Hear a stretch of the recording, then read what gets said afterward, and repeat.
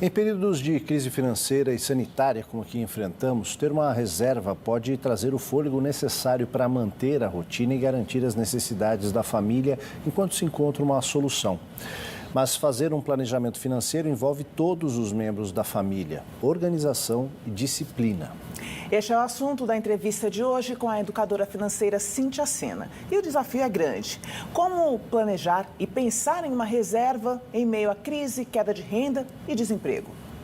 Geralmente a gente começa a pensar sobre isso, pensar sobre dinheiro, quando a gente está numa situação que mais a gente precisa dele. O ideal seria a gente pensar naquele momento que a gente está com dinheiro, vamos dizer assim, sobrando, né? Ele não está fazendo tanta falta, a gente está vivendo dia a dia. Como isso não aconteceu para a maioria das famílias, elas se viram até surpreendidas com a crise, que já vai bater mais de um ano que a gente está nessa situação. Então, é um momento, sim, que a gente deve e precisa reunir a família, ou seja, cada família, cada célula, cada componente é necessário e importante, porque não vai adiantar apenas um fazer o movimento e os outros estarem totalmente desalinhados, porque realmente não vai funcionar. Então é necessário, entender como que está a situação da família hoje, o que é possível fazer do que tem ainda ou não de entrada de recursos, para que ela possa, primeiro ponto, ver o que dá para ser diminuído dos gastos, principalmente porque o padrão de vida mudou totalmente, para que ela possa, sim, começar a reservar o mínimo que for, para dar um outro fôlego. E a gente tem, a reserva nos ajuda muito a esticar um pouquinho os outros meses, para que a gente possa tomar melhores decisões de maneira mais racional do que emocional. E Cíntia, esse planejamento financeiro familiar, ele passa necessariamente, então, pelo corte de gastos. E onde cortar, já que muita coisa já foi decidida nesse sentido, muito já foi tirado das contas? Geralmente a gente pensa assim, num primeiro momento, no corte de gastos. A gente tem dois patamares que são importantes. Um deles, a gente olhar o que a gente chama o nosso custo de vida, ou seja, aonde que está indo o meu dinheiro? Geralmente, a maioria das famílias não sabe para onde vai o recurso financeiro.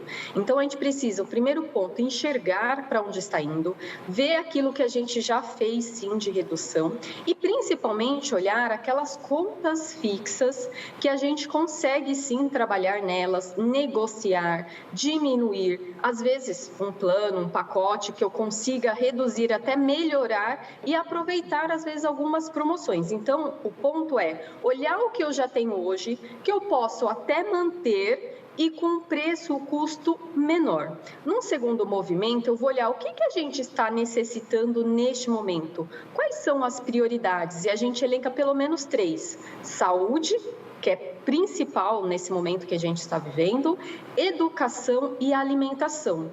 Tudo que for além disso é um momento para a gente deixar um pouquinho guardado para um outro estágio. Quais são os planos, os sonhos dessa família? O que ela quer realizar, principalmente a gente já pensando quando essa pandemia acabar, para que ela tenha uma motivação, um propósito de não apenas guardar um recurso financeiro, pensando aí numa urgência, numa necessidade, mas principalmente ela saber que tudo que a gente fizer aqui em família, a gente vai salvar um recurso e destinar para aquilo que a gente quer, seja uma viagem, seja algum item que a criança, os pais estão precisando, e a criança vai ser motivada por isso, ela não vai ser motivada por corte de despesas. Então a gente precisa ter esse ponto e atenção, e aí fica muito mais fácil. E é preciso aprender a falar com naturalidade sobre dinheiro no nosso cotidiano.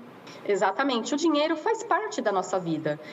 Existe ainda esse tabu, né? Não posso falar quanto eu ganho, como que eu gasto, mas se a gente for pensar, ele faz parte desde o momento que a gente nasce até o momento que a gente morre. Então a gente tem que saber lidar com essa ferramenta, que é um instrumento que nos possibilita fazer trocas, né? O escambo de algo que eu quero com outro, eu troco o meu tempo, minha hora, e tá tudo certo. O que a gente precisa é o que eu vou fazer com esse recurso financeiro? Aonde eu vou canalizar?